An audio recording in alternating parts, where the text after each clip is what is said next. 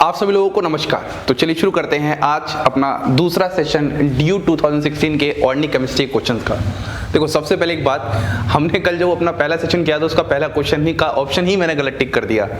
तो कभी कभी हो जाता है कि वहाँ पर मैं कॉन्सेप्ट सिखाने में इतना लुप्त हो गया कि वहाँ पे ऑप्शन ही गलत टिक कर दिया। वो चीज़ें आप संभाल लोगे, मुझे पता है आपने कॉन्सेप्ट अच्छे से सीखा होगा और आंसर भी टिक किया होगा।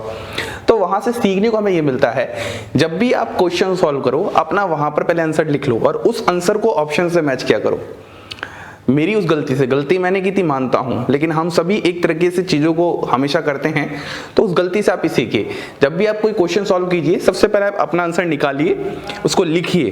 टाइम लगेगा लेकिन कम से कम एक क्वेश्चन तो बिल्कुल सही होगा। देखो जो सहमत है वो करो, और नहीं हो तो फिर तो अब अगर आपकी स्पीड अच्छी है, जल्दबाजी में भी हो जाता है तो कोई दिक्कत नहीं है। तो चलिए क्वेश्चन को आगे हम बढ़ाते हैं। हमारा क्वेश्चन नंबर पहला है आज का, मतलब क्वेश्चन नंबर 11। लगातार मैं सीक्वेंस में चलूंगा और आगे बढ़ेंगे। विच of the following compounds could not be used to prepare Grignard reagent? ये हमारा क्वेश्चन है। देखो क्वेश्चन में बोला है ग्रिग्नार्ड रिएजेंट से रिलेटेड, तो आपको सबसे पहले ये पता होना चाहिए सब कुछ ग्रिग्नार्ड रिएजेंट के बारे में। देखो अगर मैं ग्रिग्नार्ड रिएजेंट की स्टार्टिंग करता हूं तो मैं स्टार्टिंग ही करूंगा, यह एक ऑर्गेनोमेटेलिक रिएजेंट है। अब अगर मैं ऑर्गेनोमेटेलिक रिएजेंट बोलता हूं तो हमें पता है बहुत अच्छे से यहाँ पर bond between carbon and metal है। अब अगर मैं थोड़ा सा इसका स्ट्रक्चर आपको बना के दिखाऊं तो एक्चुअली होता क्या है, यहाँ पर RMgX ऐसे करके होता है। ये जो R मतलब आपको एल्काइल दिख रहा है, M मतलब आपको मैग्नीशियम दिख रहा है और X मतलब आपको हैलाइड दिख रहा है। इसी एल्काइल मैग्नीशियम हैलाइड को नाम दे दिया गया है ग्रिग्नार्ड रिएजेंट। ठीक है, यहां से बात समझ में आ रही है। अब देखो सबसे बड़ी बात ये होती है, इस कार्बन पर होता है पार्शियल नेगेटिव और इस मेटल पर होता है पार्शियल पॉजिटिव, क्योंकि मेटल क्या होता है, लेस इलेक्ट्रोनेगेटिव होता है और कार्बन मोर इलेक्ट्रोनेगेटिव होता है। तो ये जो नेगेटिव है, अगर आप जरा ध्यान से देखोगे, अगर कार्बन पर नेगेटिव है तो कुछ यहाँ पर ये जो काम करेगा, देखो इसका जो फंक्शन होगा, या तो ये बेस की तरह काम कर सकता है। हमें पता है जितने भी इलेक्ट्रॉन रिच स्पीसीज होती है, देखो इस पर नेगेटिव चार्ज, इसका मतलब मैं क्या बोल सकता हूँ, यह एक इलेक्ट्रॉन रिच स्पीसीज है और कोई भी इलेक्ट्रॉन रिच स्पीसीज जो होती है वो दो काम कर सकती है, या तो बेस का काम कर सकती है या फिर न्यूक्लियोफाइल का काम कर सकती है। तो अब हम यहाँ पर एकदम अच्छे से समझेंगे ध्यान से जो मैं बताना चाहता हूँ। मैं बताना ही चाहता हूँ कि जो ग्रिग्नार्ड एजेंट है वो बेस वाली रिएक्शन भी दे सकता है। मतलब अगर हमारे पास यहाँ पर ग्रिग्नार्ड रिएजेंट मौजूद है और सामने कोई एसिडिक H है, एसिडिक H का मतलब क्या होता है, किसी इलेक्ट्रोनेगेटिव एटम के साथ जुड़ा है, तो इसकी सबसे ज्यादा टेंडेंसी होती है इस एसिडिक H को भगाने की और यहाँ पर एल्केन के फॉर्मेशन की। तो ये सबसे पहले इसकी कैरेक्टरिस्टिक रिएक्शन है। उसके बाद यहाँ पर इसकी जो दूसरी बात होती है, इधर कहीं पर अगर एसिडिक H नहीं है तो ये क्या करता है, कार्बोनिल कंपाउंड्स इन सभी के साथ क्या करता है, एज अ न्यूक्लियोफाइल वर्क करता है, इस पॉजिटिव सेंटर पर वर्क करेगा। तो यहाँ पर तो ये काम किसकी तरह कर रहा है, बेस की तरह काम कर रहा है। यहाँ पर किसकी तरह काम कर रहा है, न्यूक्लियोफाइल की तरह काम कर रहा है। आगे रिएक्शन आप बहुत आसानी से बना सकते हैं। यहाँ पर क्या हो जाएगा, वर्कअप वगैरह हो जाएगा बाद में, CH3OH CH3 और यहाँ पर CH3, तो H3O प्लस से फिर क्या हो जाएगा लास्ट में, वर्कअप हो जाएगा। सबसे पहली बात तो हमने ये सीख चुकी है कि आखिरकार ग्रिग्नार्ड एजेंट का फंक्शन क्या है, लेकिन सवाल क्या है इसको देखो। Which of the following compounds could not be used to prepare, कौन सा कंपाउंड प्रिपेयर नहीं कर सकता ग्रिग्नार्ड एजेंट। तो हमें ये समझना पड़ेगा कि आखिरकार ग्रिग्नार्ड एजेंट के प्रिपरेशन की रिएक्शन क्या है।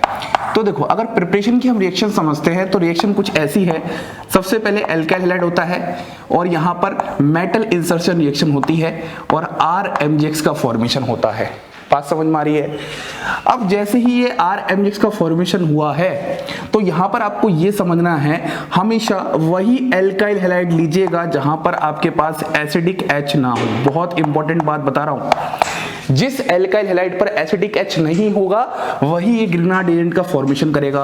और मान लो अगर किसी एल्काइल हैलाइड पर एसिडिक H है तो हमें पता है ये बेस और न्यूक्लियोफाइल दोनों का ही काम करता है, तो जिसकी वजह से ये बेस का काम करके वहां पर बहुत ही स्पीड में एसिड बेस रिएक्शन कर देगा और आपके पास ये नहीं, आपके पास एल्केन बनेगा। तो मतलब ये बात आपको समझनी है। तो हमेशा एक बात समझिए, ग्रिनार्ड एजेंट की अगर प्रिपरेशन करनी है तो वह एल्काइल हैलाइड होना चाहिए जिस पर एसिडिक एच ना हो। तो अब हम देखना स्टार्ट करते हैं। अब आप पूछोगे सर एसिडिक एच से मतलब क्या है? एसिडिक एच से मतलब होता है हमेशा क्या, जहां पर मोर इलेक्ट्रोनेगेटिव एटम से एच लगा हो, या फिर एच प्लस हटाओ तो उसका कॉन्जुगेट बेस क्या हो, स्टेबलाइज। जो बात एक की है, देखो इस पहले एल्काइलाइड को देखोगे तो यहां पर आपको कोई एसिडिक एच नजर आ रहा है? तो नहीं नजर आ रहा, मतलब मोर इलेक्ट्रोनेगेटिव पर नहीं हो रहा। देखो मोर इलेक्ट्रोनेगेटिव हमारी दुनिया में ये 3 होते हैं, हम इन 3 को मोस्ट इलेक्ट्रोनेगेटिव एलिमेंट्स मानते हैं। ऐसे ही मैं दूसरे को देखता हूं, क्या यहां पर ये कोई एसिडिक एच है? नहीं है। तीसरे सवाल को देखता हूं, देखो तीसरे सवाल में अगर आप जरा ध्यान से देखोगे तो यहां पर OH है, तो ये जो H है ये क्या है? इलेक्ट्रोनेगेटिव H है। अब आपको आंसर मिल चुका है साइड से। इस वाले एल्काइल हैलाइड का आप यूज नहीं करने वाले, क्योंकि यहाँ पर एसिड बेस रिएक्शन होने के चांसेस होंगे, तो ये फॉर्मेशन नहीं होगा। तो आपका ऑप्शन आ जाएगा सी। फिर भी लास्ट देखते हैं, CH3 C triple bond C CH2 CH2I। क्या इस पे कोई एसिडिक एच है? इस पे भी कोई एसिडिक एच नहीं है। लेकिन अगर इसकी जगह आपके पास टर्मिनल एल्काइन आता, ध्यान से देखो, ध्यान से, टर्मिनल एल्काइन होता और यहां पर मैं कर देता CH2Br, इस टाइप का मैंने अगर बना दिया होता। देखो ये तो इंटरनल एल्काइन है, आपको पता है 2 प्रकार के एल्काइन होते हैं, एक तो होता है इंटरनल, एक होता है टर्मिनल। टर्मिनल एल्काइन वो होता है जहां पर एसिडिक एच प्रेजेंट होता है, एकदम टर्मिनस पोजीशन पर मौजूद होता है। तो ये वाला एच इस बार क्या है? एसिडिक है। अगर ऐसा ऑप्शन होता तो ये हमारा आंसर ये भी हो जाता, लेकिन वो ऑप्शन हमेशा ऐसे ही बनाएंगे कि एक सिंगल करेक्ट हो, तो आपका आंसर आ जाएगा सी। उम्मीद करता हूं आपको पहला क्वेश्चन एकदम अच्छे से समझ में आया और उसकी प्रॉपर्टीज भी समझ में आई है। अब हम क्वेश्चन नंबर 2 देखते हैं। अब हम बात करते हैं क्वेश्चन नंबर 12 की। देखो which of the following alkenes will react most readily with HBr। देखो यहाँ पर बात किसकी हो रही है?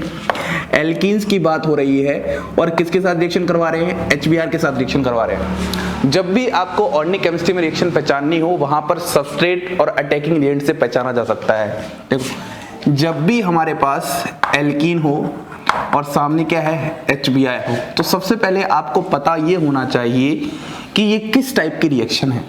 तो सबसे पहले हम बोलेंगे एल्कीन एक क्या है? अनसैचुरेटेड कंपाउंड है, और हमें बहुत अच्छे से पता है जो अनसैचुरेटेड कंपाउंड होते हैं वो कैसी रिएक्शन देते हैं? Electrophilic addition reaction. Electrophilic addition reaction, इस बात को आप समझिए। मतलब आप जो इस क्वेश्चन में बात करोगे वो पूरी की पूरी जानकारी आपकी इलेक्ट्रोफिलिक एडिशन रिएक्शन के बारे में होनी चाहिए। तो होता क्या था, यहां से पहले स्टेप में इलेक्ट्रोफाइल अटैक करता था, वही उसका क्या था? RDS स्टेप था। तो यहां पर क्या फॉर्मेशन होता था? कार्बोकटाइन।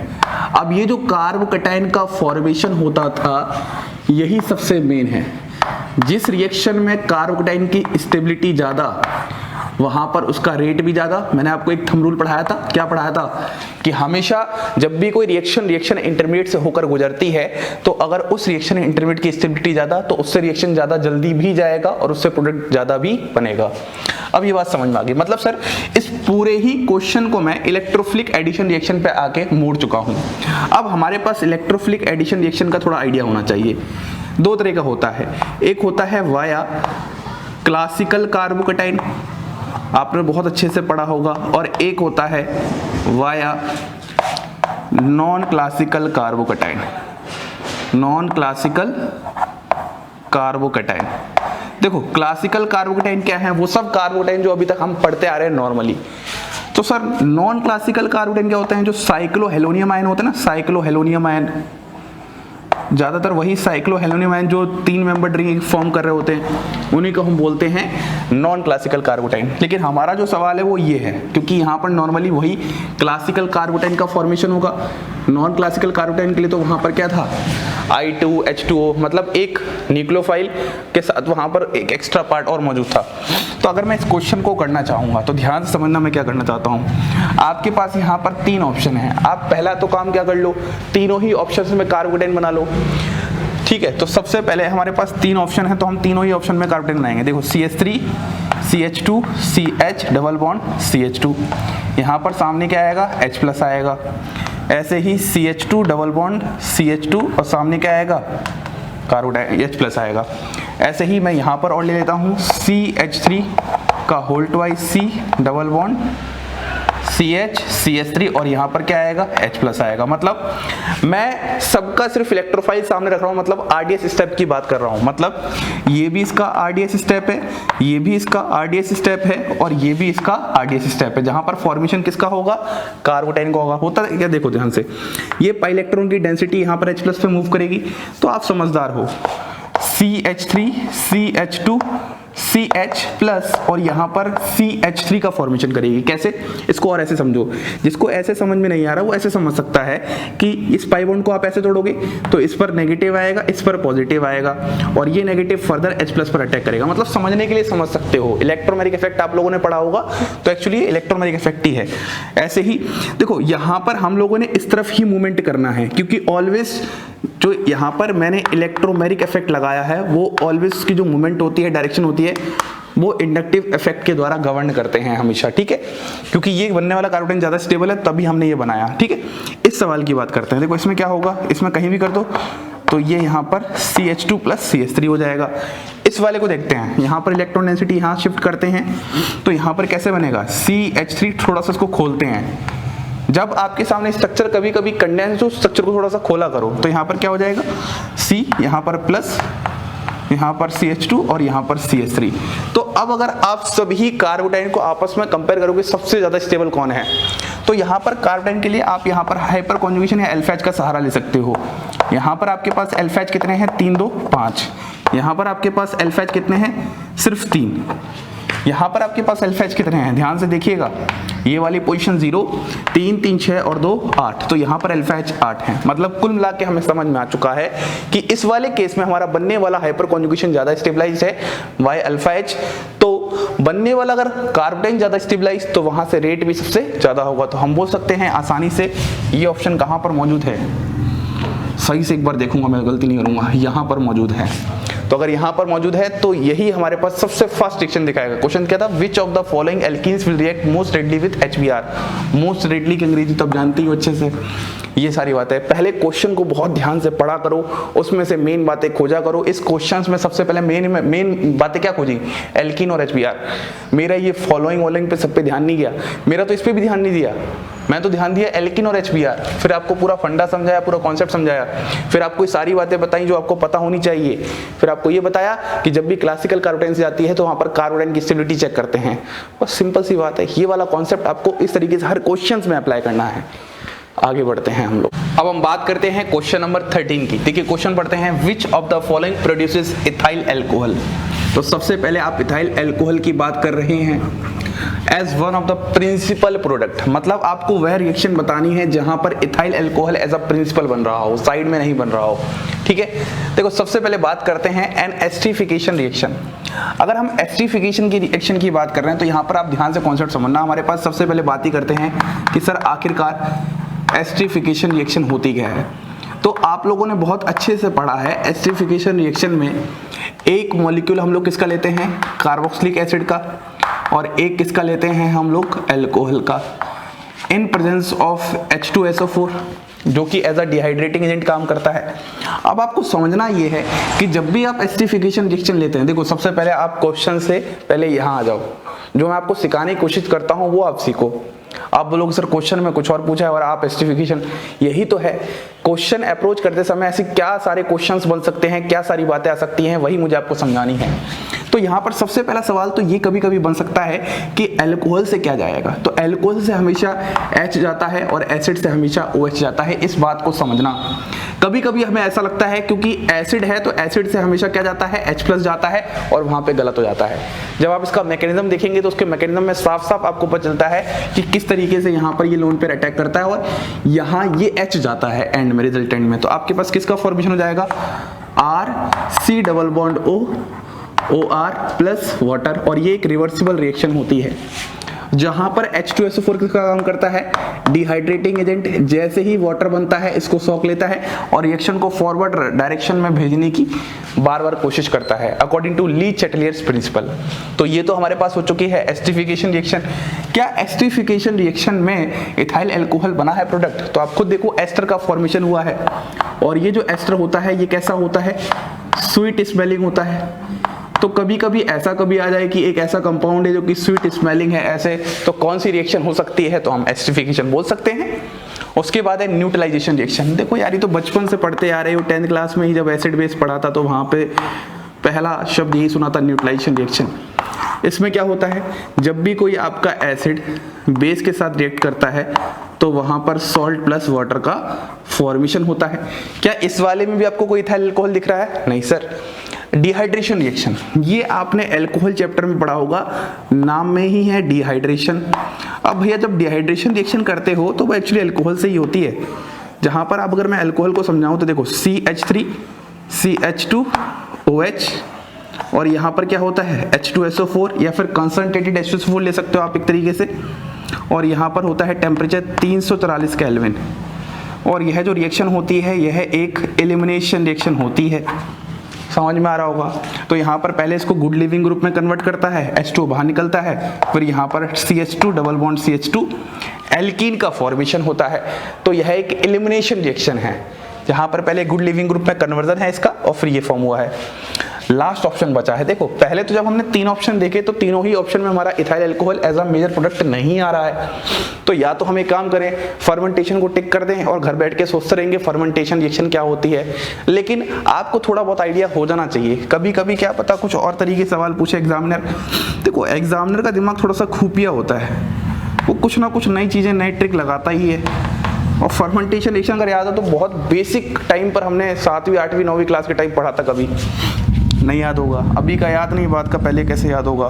तो अगर ये समझ में आ रहा है, देखो होता क्या है, ग्लूकोज जो होता है वो ईस्ट की प्रेजेंस में आपका फॉर्मेशन ही करता है इथाइल अल्कोहल C2H5OH और साथ में कार्बन डाइऑक्साइड। और देखो यहाँ पर ही एज अ मेजर और प्रिंसिपल प्रोडक्ट आपका बन रहा है इथाइल अल्कोहल। तो आप इसका ऑप्शन टिक कर सकते हो, फर्मेंटेशन रिएक्शन। ये बात हो चुकी है। अब हम बात करते हैं अगले क्वेश्चन की तरफ। The maximum number of hydrogen bond that can a water molecule, inorganic chemistry का सवाल है, ऑर्गेनिक का नहीं है, फिर भी बताता हूँ। यहाँ पर O है, यहाँ पर H है, यहाँ पर H है और यहाँ पर इसके लोन पेयर है। तो एक्चुअली क्या होता है, जब भी कोई वाटर मॉलिक्यूल होता है तो यहाँ पर पता है पॉजिटिव पार्ट आ जाएगा इस वाले में। तो यहाँ से एक तो हाइड्रोजन बॉन्ड बनती है, 2 यहाँ से हो गई और फिर इसके लोन पेयर भी पार्टिसिपेट इस तरीके से करते हैं। तो टोटल कोई भी वाटर मॉलिक्यूल 4 हाइड्रोजन बॉन्ड्स बना सकता है एट अ टाइम। तो आपके पास आंसर आ जाएगा 4। आगे क्वेश्चंस देखते हैं। अब हम क्वेश्चन नंबर 15 की बात करते हैं। देखो the major product of dehydration of neopentyl alcohol. तो आपसे नियोपेंटाइल अल्कोहल के डिहाइड्रेशन की बात कर रहा है। तो सबसे पहले तो आप क्वेश्चन में तभी फंस जाओगे जब आप नियोपेंटाइल अल्कोहल का स्ट्रक्चर नहीं बता पाओगे। तो अगर मैं बात करता हूं नियोपेंटाइल अल्कोहल के स्ट्रक्चर की, तो नियोपेंटाइल अल्कोहल का जो स्ट्रक्चर होता है वो ऐसा होता है CH3C CH3। अरे आप लोगों की दिक्कत नहीं है, जो टीचर्स होते हैं वो भी अधिकतर फंस जाते हैं। ये है नियोपेंटाइल अल्कोहल। इस तरीके से आप याद कैसे करोगे, ये जो पूरा का पूरा आपको ग्रुप दिख रहा है ये होता है नियोपेंटाइल और ये OH लगा दिया। आगे आपसे बात कर रहा है डिहाइड्रेशन की। तो डिहाइड्रेशन का मतलब होता है एक्चुअली वाटर मॉलिक्यूल का निकलना। अगर मैं यहाँ लिखता हूँ डिहाइड्रेशन तो यहाँ पर हम बोलेंगे रिमूवल ऑफ वाटर मॉलिक्यूल, कि वाटर मॉलिक्यूल का किस तरीके से वहाँ पर अल्कोहल से निकालते हैं। तो यहाँ पर हम लेते हैं कॉन्सनट्रेटेड H2SO4 एट 443 केल्विन। ये कंडीशन होती है जो कि मैं आपको बार बार बता रहा हूँ। अगर ये बात आपको समझ में आ रही है तो देखो होता क्या है, सबसे पहले यहाँ इस वाले पार्ट से आपके पास H+ जाता है और यहाँ पर क्या है, लोन पेयर है। ये लोन पेयर H+ पर अटैक करेगा तो आपके पास कुछ ऐसा फॉर्मेशन हो जाएगा CH3C CH3, यहाँ पर CH2 और यहाँ पर O+H2। पहले OH एक अच्छा लिविंग ग्रुप नहीं था, हमने जो यहाँ से यहाँ तक करवाया है इस अल्कोहल को गुड लिविंग ग्रुप में कन्वर्ट किया है बस, और कुछ नहीं किया है।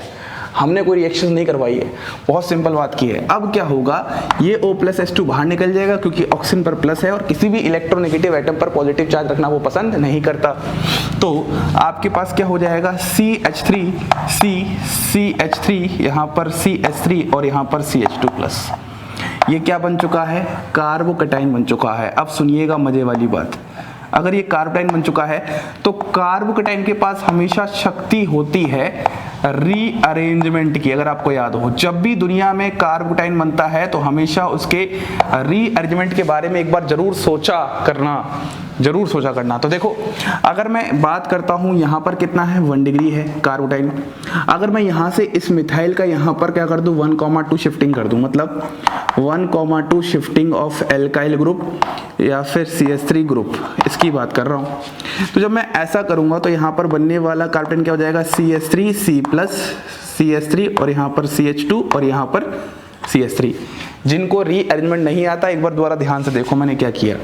ये वाली पोजीशन थी यहाँ पर, ये 0 ले ली, ये अल्फा ले ली, ये बीटा ले ली। अब एक्चुअली क्या करोगे, इस बीटा वाले को आप 0 पर लगाओ तो अल्फा पर क्या होगा, वैलेंसी खाली होगी तो अल्फा पर पॉजिटिव आ जाएगा।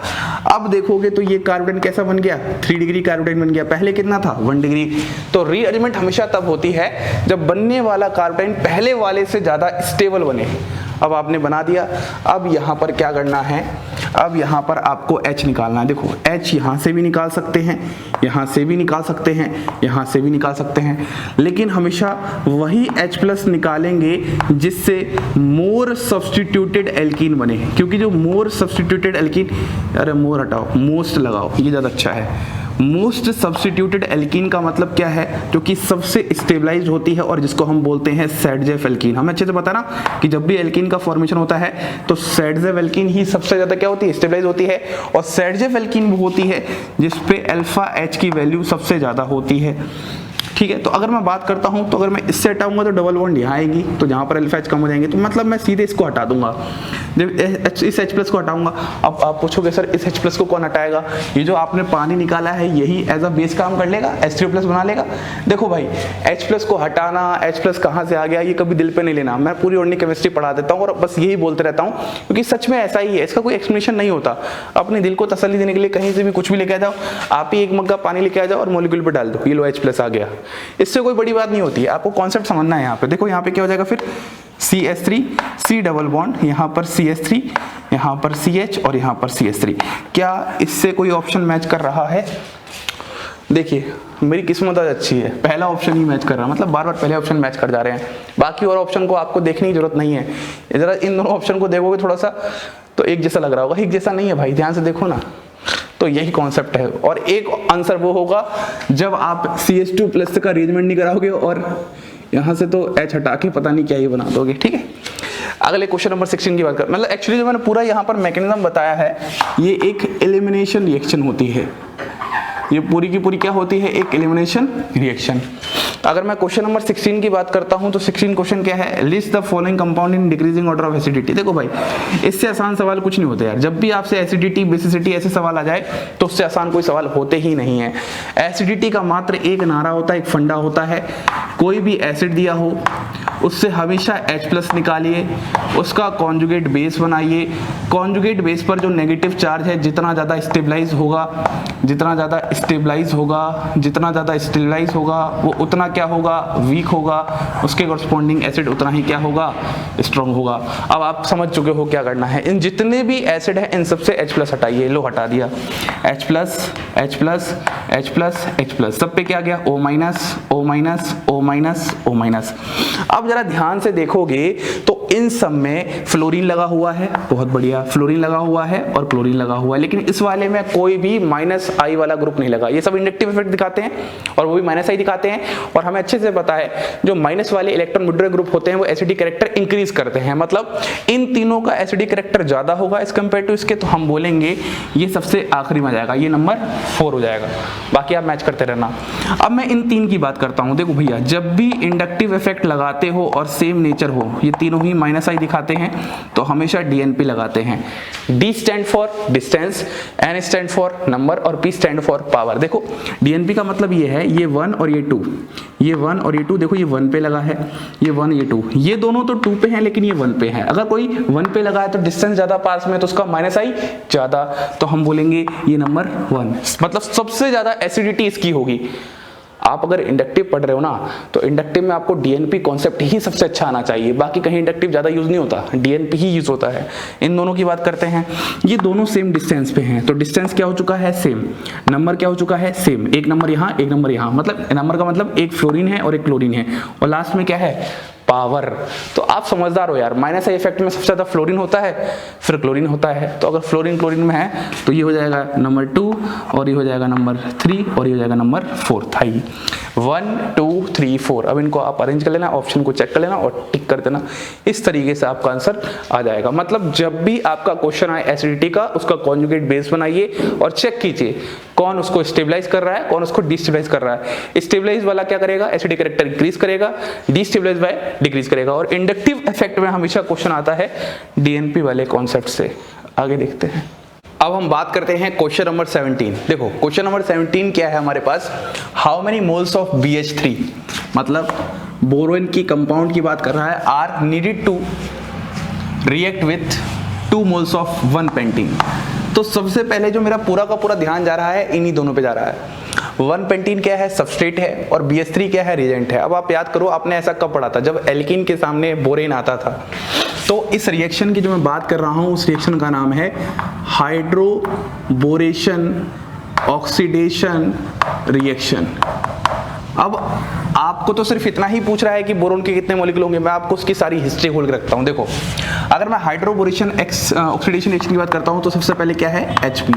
ये एक नेम रिएक्शन है, और नेम रिएक्शन में आपको हमेशा पता होना चाहिए सबस्ट्रेट का मतलब क्या है। देखो सबसे पहले अगर मैं सबस्ट्रेट की बात करता हूं तो इसमें एल्कीन होता है, रिएजेंट इसका होता है BH3 पहले स्टेप में, और दूसरे स्टेप में ऑक्सीडाइजिंग एजेंट H2O2/OH-, और तीसरे स्टेप में जो इसका प्रोडक्ट बनता है वो हमेशा क्या बनता है, एल्कोहल बनता है। This is all about hydroboration oxidation reaction.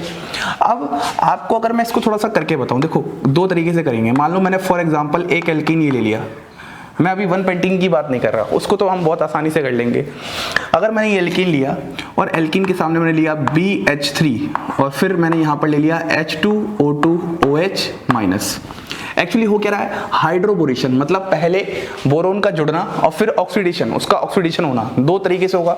तो सबसे पहले तो हम लोग ट्रिक समझते हैं, ट्रिक कि आखिरकार हमारे पास ट्रिक क्या होगी इस क्वेश्चन को करने की। तो हमेशा ट्रिक में आप ये याद रखना कि आपको वाटर का यहाँ पर क्या करना है, एंटी मार्कोनिकोव एडिशन करवाना है। ये आपका रूल है।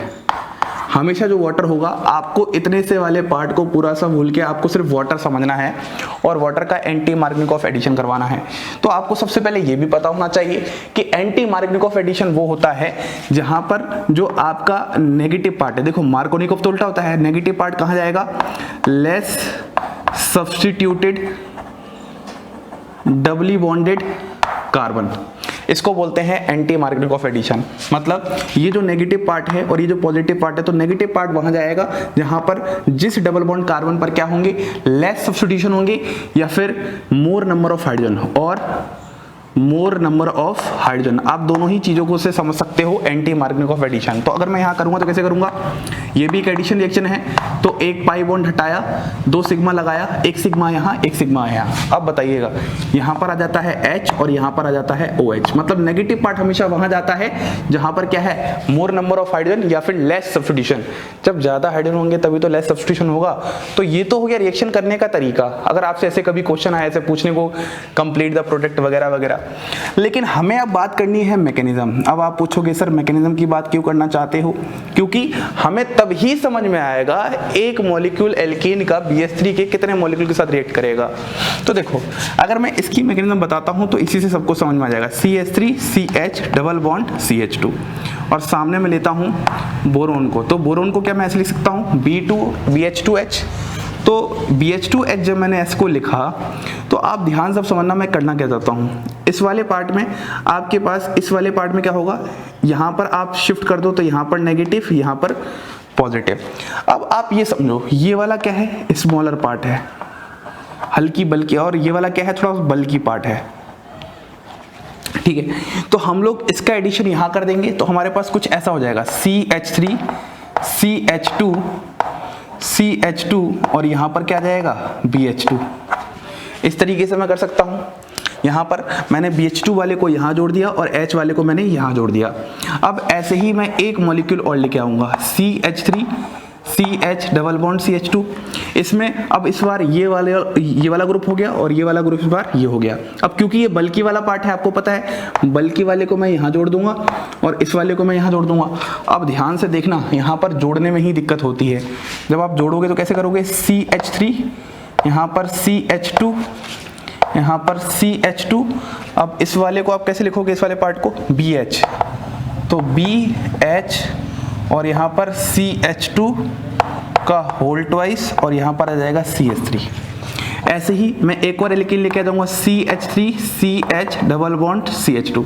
आपको पता है ये वाला H कहाँ जाएगा, इस जगह जाएगा। बाकी ये जो पूरा का पूरा ग्रुप है वो कहाँ जाएगा, वो पूरा का पूरा ग्रुप इस वाले कार्बन पर जाएगा। तो मैं ऐसे बोल सकता हूँ इस वाले कार्बन पर। तो लास्ट में आपके पास तस्वीर कुछ ऐसे आ जाएगी, B CH2 CH2 CH3 CH2 CH2 CH3 और यहाँ पर भी CH2 CH2 CH3, मतलब आपका ट्राई एल्काइल बोरेन बन जाएगा। इस तरीके से मैकेनिज्म होगी। तो अगर आप जरा ध्यान से देखोगे तो यहाँ पर आपके पास अभी तक कितने एल्कीन के मॉलिक्यूल यूज हुए हैं। देखो, एक एल्कीन का मॉलिक्यूल यहाँ पर ये यूज हुआ है और आप बोल सकते हो कैसे, एक एल्कीन का मॉलिक्यूल आपके पास ये यूज हुआ है और एक एल्कीन का मॉलिक्यूल आपके पास ये यूज हुआ है। मतलब आंसर तो आपका वो वाला यहीं से आ जाएगा, लेकिन मैं पूरा और बताता हूँ। और इस टाइम में क्या होगा, यहाँ पर H2O2/OH- आता है, तो इस वाले पार्ट में क्या होगा, इस तरफ बोरोन की तरफ OH, मतलब बोरोन की तरफ H और यहाँ पर OH। ऐसे ही अल्कोहल बनेगा और ऐसे ही अल्कोहल बनेगा और H बनेगा। मतलब यहाँ पर आपके पास CH3 CH2 CH2 OH 3 molecule बन जाएंगे। ये तो आपके पास रिएक्शन की मैंने बातें कर दी, लेकिन इस रिएक्शन से मेन मुद्दा क्या निकल के आया। इस रिएक्शन से मेन बात ये समझ में आई कि हमारे पास 3 एल्कीन का मॉलिक्यूल को कितना चाहिए, 1 बोरोन चाहिए। ठीक है, तो अगर 3 एल्कीन को एक मॉलिक्यूल चाहिए BH3 का, तो एक एल्कीन को कितना चाहिए, तो आप समझदार हो, 1/3 BH3 चाहिए। और आपसे पूछा कितना है, अरे एल्कीन समझो इसको, पेंटीन भाड़ में गया आप तो यार, 2 मोल्स ऑफ पेंटीन। तो आपसे बोला है 2 एल्कीन के मोल के लिए कितना चाहिए, तो 2 एल्कीन के लिए आपको चाहिए 2/3 BH3। देखो कितना इंटरेस्टिंग सवाल है। अगर जिनको सब ये सब आता हो, मैकेनिज्म आती हो, सब कुछ आता हो, लेकिन ये कॉन्सेप्ट ना पता हो यूनिटरी मेथड का, जो कि बहुत बचपन में सिखाया जाता है, तो क्वेश्चन का आंसर नहीं आ पाएगा। आप तो भगवान जाने कुछ और ही अलग टिक करके 2-1 में से कर दोगे, बोलोगे ये तो बहुत अजीब है, आज तक हमने पढ़ा ही नहीं, ऑर्गेनिक केमिस्ट्री में ऐसा कभी होता ही नहीं है, 2.25 2.3। तो कॉन्सेप्ट्स बहुत क्लियर होने चाहिए। तो आंसर आ जाएगा आपके पास 2/3 मोल्स। और थोड़ा सा अगर आपका नजर हटा तो आपका ऑप्शन गलत हो जाएगा, 3/2 दिख रहा होगा और टिक कर दोगे। तो इसलिए क्वेश्चन करते समय बहुत सावधानी, बहुत अच्छे से एक एक कॉन्सेप्ट साथ क्लियर करना है। मतलब आपको ये सब कुछ पता है, लेकिन फिर भी आप क्वेश्चन नहीं कर पा रहे, तो वो आपकी एक थिंकिंग स्किल है जहाँ आप उसको डेवलप ही नहीं कर पा रहे हो। पता नहीं क्या वजह है, हो सकती है बहुत सारी। इसकी बात करते हैं, how many peaks will be observed in the 1H NMR of. तो आधे बच्चे तो BSc वाले डर जाते हैं, यार ये तो 1H NMR मतलब स्पेक्ट्रोस्कोपी का क्वेश्चन आ गया, ये तो हमसे होगा ही नहीं। तो सुनो यार, किसने बोला आपका पूरा स्पेक्ट्रोस्कोपी का बुक उठा के दे देंगे। हमेशा जो क्वेश्चंस आते हैं या तो पीक या फिर सिग्नल से रिलेटेड ही आते हैं ज़्यादातर, और बहुत इजी सवाल होते हैं। अगर मैं इस सवाल को आपको बताता हूं तो सबसे पहले मैं थोड़ी सी जगह बना लेता हूं, यहां मिटा रहा हूं मैं ना,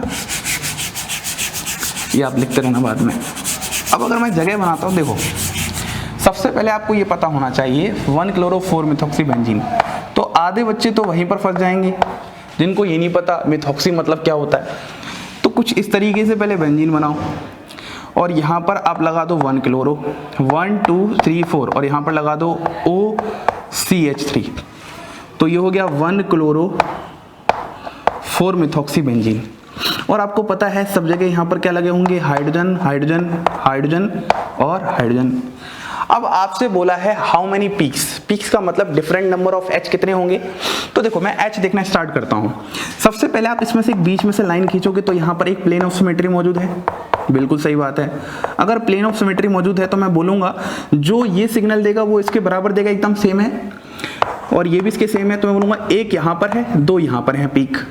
अब आपको कोई और H नहीं दिख रहा, अब इसकी बात करते हैं और एक डिफरेंट सिग्नल यहाँ आ जाएगा क्योंकि तीनों ही इक्विवेलेंट हैं, तो एक यहाँ से आ जाएगा, तो आपके पास आंसर आ जाएगा इसका 3। देखो कितना आसान सवाल है, आपको ये सवाल फिर भी देखो कितना सब कुछ सीखना पड़ेगा, कितना सब कुछ आना चाहिए, लेकिन इस सवाल में क्या है, सिर्फ डिफरेंट नंबर ऑफ एज देखने हैं और प्लेन ऑफ सिमेट्री लगा के हमें साफ साफ समझ में आ रहा है इसके बराबर था, तो 2 यहाँ से और CS3 का 1 आ जाएगा, तो 3 आंसर आ जाएगा।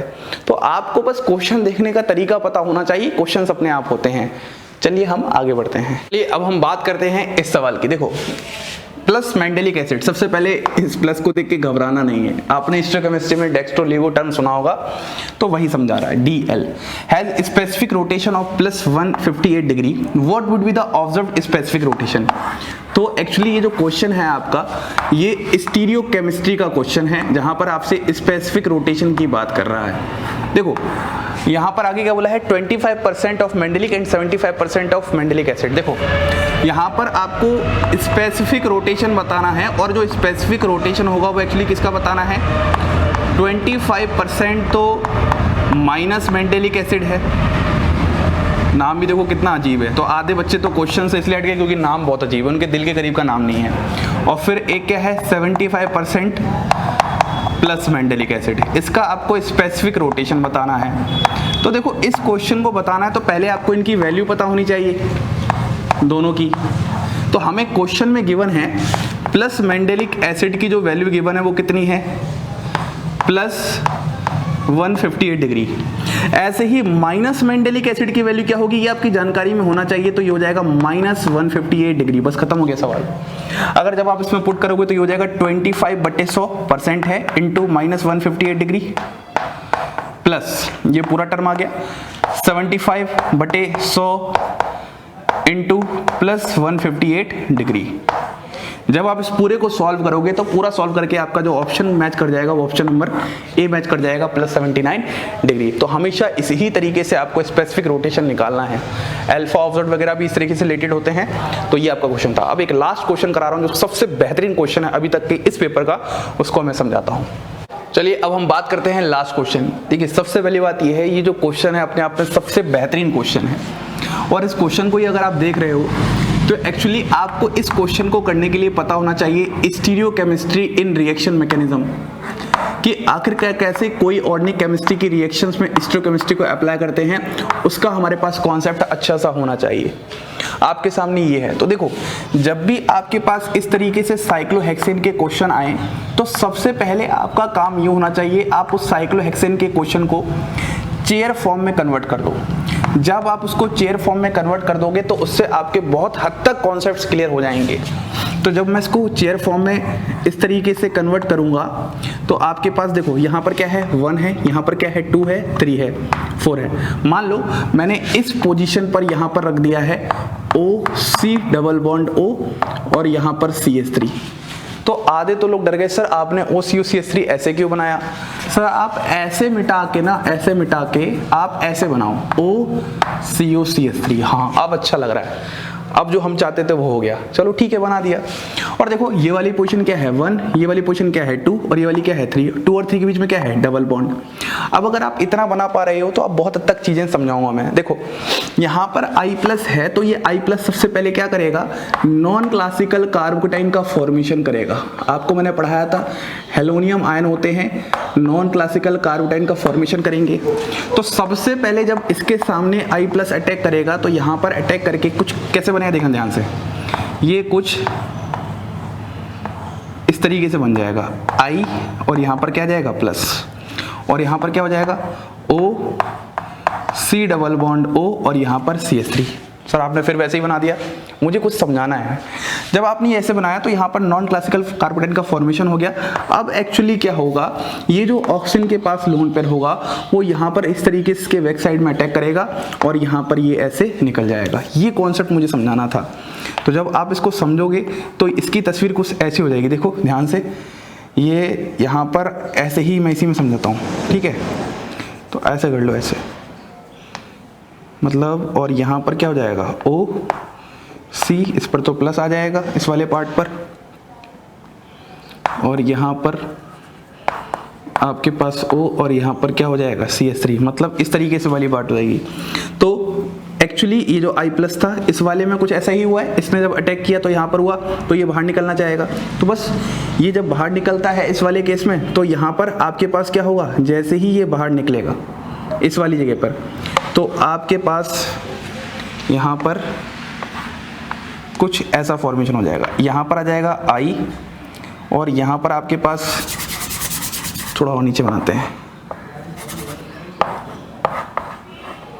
यहाँ पर आ जाएगा I और यहाँ पर आपके पास ये ऐसे ही रहेगा CH3 और यहाँ पर O और यहाँ पर ऐसे। और अगले ही स्टेप में क्या दिया हुआ है, वाटर दिया है OH-, तो ये OH- क्या करेगा, वो OH- यहाँ पर अटैक करेगा और ये वाला हिस्सा से दोबारा से शिफ्ट हो जाएगा। बस ये वाले कॉन्सेप्ट को हमें बहुत अच्छे से समझना था।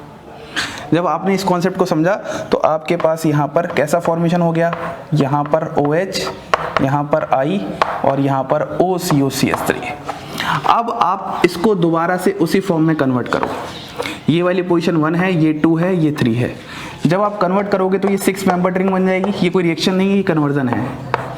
तो यहाँ पर सबसे पहले तो OCOCH3 उसी में ही है हमारे पास। ये वाली 1 है, ये वाली 2 है, ये वाली 3 है। अब 2 पर क्या है, I और 3 पर क्या है, OH। लेकिन ध्यान से देखो, जब भी हम लोग इनकी हिस्टोकेमिस्ट्री की बात करते हैं, बीच में लाइन खींची, तो अगर ये अप जा रहा है तो ये कहाँ जा रहे हैं, डाउन। तो मुझे हमेशा अपोजिट हिस्टोकेमिस्ट्री में दिखाना पड़ेगा। अगर ये इस पर है तो इनको मुझे डैश पे दिखाना पड़ेगा, डैश पे दिखाना पड़ेगा। और इस ऑप्शन को अगर आप मैच करोगे तो आपके पास ये वाला ऑप्शन नंबर डी के साथ मैच हो जाएगा।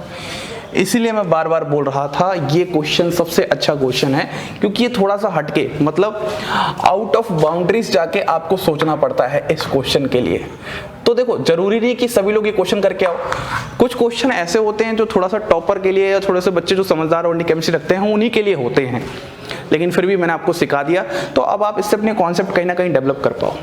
तो इसी के साथ हमारे पास ये सेशन कंप्लीट होता है। अब एक बात समझिए, अब इसमें 2016 के पेपर में जितने भी क्वेश्चंस बने हैं वो थोड़े से फैक्ट बेस्ड क्वेश्चन है, रटने वाले हैं।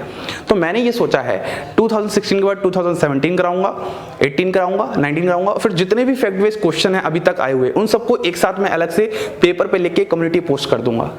मेरे हिसाब से ज़्यादा बढ़िया है। बाकी आप मुझे कमेंट करिएगा, बताइएगा कि उनको भी क्या मुझे एक्सप्लेन करना है, उसमें टाइम वेस्ट ज़्यादा होगा। एक्सप्लेन क्या ही करना है, स्टेटमेंट पढ़ूंगा, टिक कर दूंगा। अगर आपको आंसर ही जानने हैं तो उसको मैं कम्युनिटी पोस्ट पे डाल दूंगा।